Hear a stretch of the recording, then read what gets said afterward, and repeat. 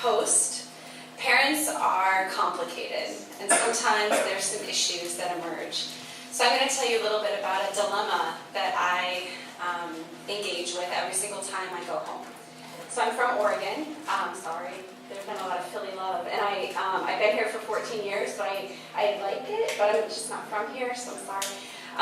But instead I'm from Oregon, and really different, turns out. And I fly home pretty consistently. I love my family. My sister has 6 kids. I go home and see them.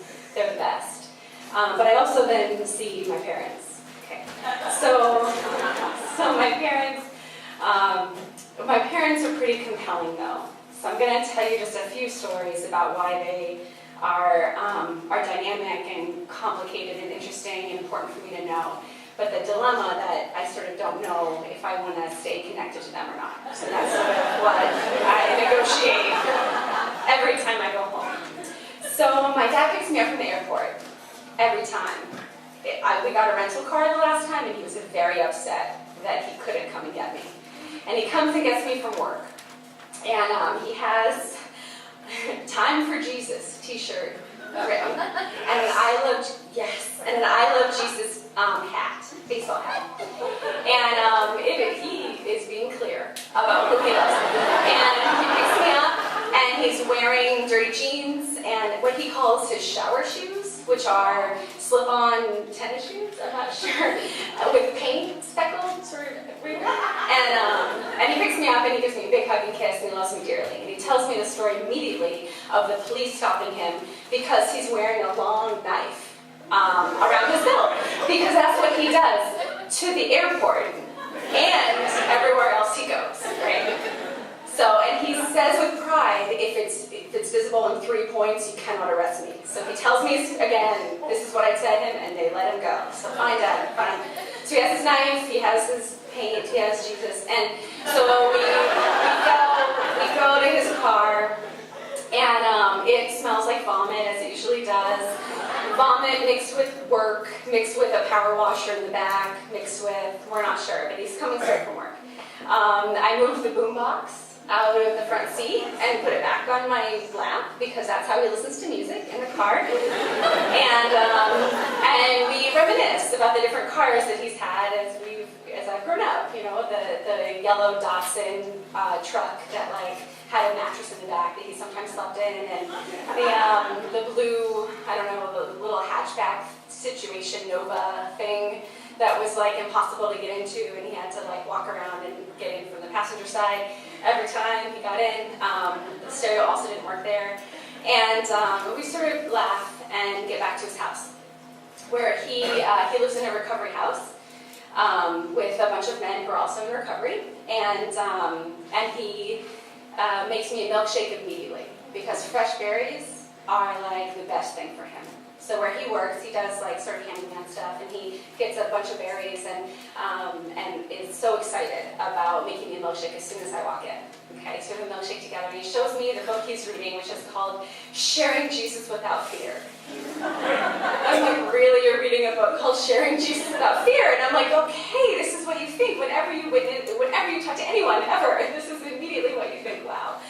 And he shares that alongside his King Cobra knife, which, if that doesn't elicit an image, let me just say what that is, which is the handle, and then there's 4 little spikes with spikes coming out, there's a space for your hand with spikes on it. And then there's a huge knife, and that with the sheath, it's beautiful.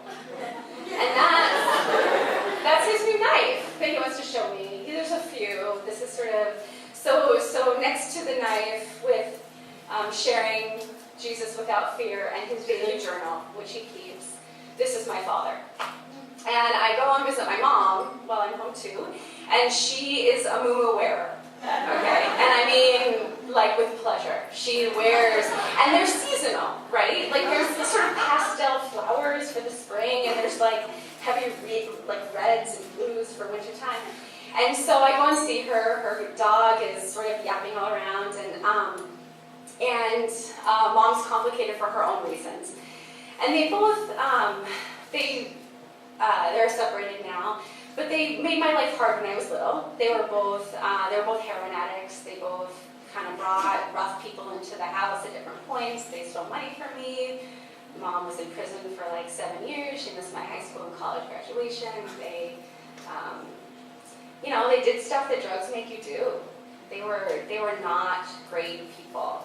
And so I lived with the reality of like what it was I lived through with them, and the disconnect. And as a young person, I had the defense mechanism of keeping myself from them because that was the only power I had, right? Like, you guys are terrible. I'm keeping me from you so that that's what you don't get, right? But now they are ailing. My dad, like his knees are giving out. He goes to the doctor all the time. His shoulder, he's gaunt a little bit.